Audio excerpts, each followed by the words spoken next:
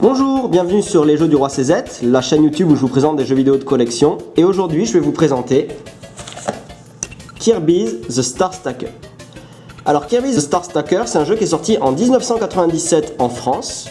C'est un jeu de puzzle édité par Nintendo et développé par HAL Laboratory. Et ce Kirby The Star Stacker, il fait un peu partie de ce qu'on appelle les Saint Graal de la Game Boy. Donc on va voir un peu pourquoi. Donc Kirby The Star Stacker, c'est un jeu qui existe dans plusieurs versions. Donc il existe en version italienne, allemande et il existe en version FAH. Donc les autres versions sont courantes, ça pose aucun souci, mais c'est vraiment la version FAH qui est rarissime. Donc en fait c'est, si on veut vraiment être précis,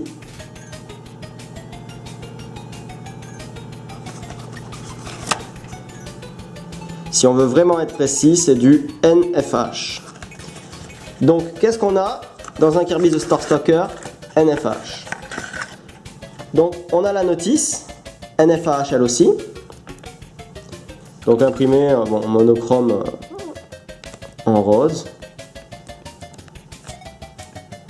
Donc la notice est en français et en néerlandais, hein, comme beaucoup de jeux FH. Et la cartouche. Alors la cartouche, il y a une petite particularité. La cartouche, elle a cette particularité d'être européenne. Donc elle a le code EUR. Ce qui veut dire qu'en fait la cartouche, quelle que soit la version que vous preniez, c'est la même. Donc en plus que le jeu est le même comme d'habitude, cette fois la cartouche est la même. Donc si vous trouvez la boîte et la notice pour pas trop cher, on va voir après ce que j'entends par pas trop cher. Si vous trouvez la boîte et la notice pour pas trop cher, prenez tout de suite, vous n'aurez aucun mal à compléter. Des cartouches, il y en a, au niveau des prix on verra plus tard, mais il y en a pour vraiment pas grand chose. Donc ce Kirby The Star Stacker, pourquoi est-ce que c'est rare, pourquoi est-ce que c'est cher? Donc là j'ai eu plusieurs choses à vous dire sur l'histoire de la collection, notamment de la collection Game Boy et de la collection Kirby sur ce jeu.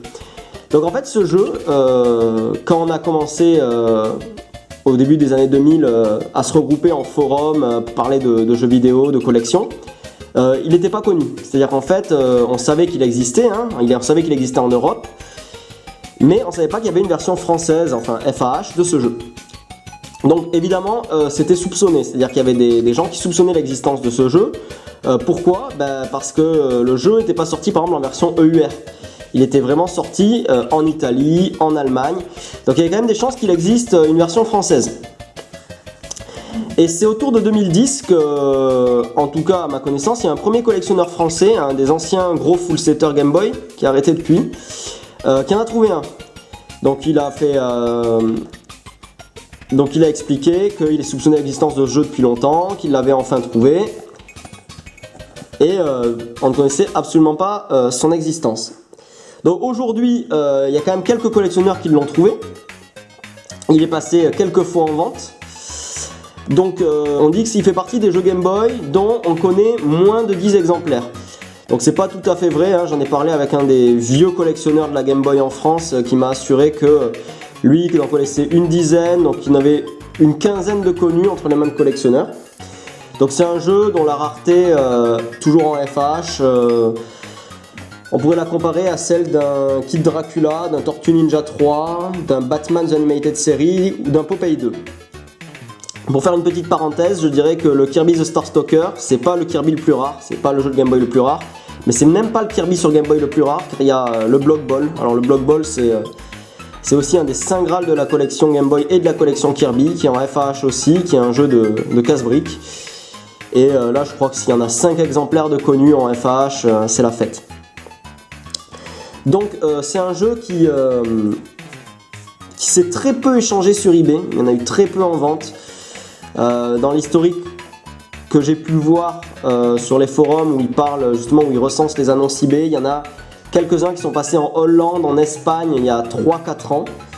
Sur eBay en enchère, je ne l'avais jamais vu avant cette semaine, c'est pour ça que j'ai attendu pour vous faire la vidéo sur ce jeu. J'attendais la fin de l'enchère pour savoir à combien il s'était vendu en enchère, prix de départ 1 €. Donc je vais couper le suspense et je vais vous mettre la miniature. Donc la vente qui a eu lieu hier le 23 août 2016, le jeu s'est vendu en enchère pour 1222 €. Donc c'est énorme, hein. Encore une fois, c'est vraiment... si les gens mettent des sous dans des tableaux, il n'y en a qu'un, là il n'y en a qu'une dizaine, quoi. C'est vraiment... ça fait vraiment partie des trucs super rares. Donc pour jouer à ce jeu, je vous conseille de prendre une autre version que la version FAH, ou la cartouche seule. La cartouche seule, de toute manière, elle est EUR, donc c'est la même.